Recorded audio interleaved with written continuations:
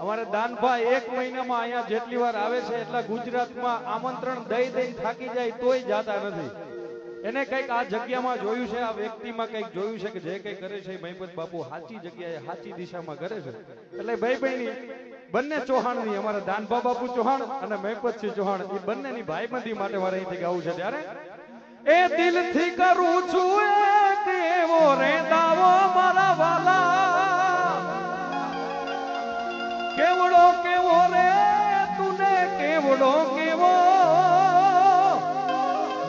ભાઈ બંધ મળે ના મુને તારી રે જેવો. હા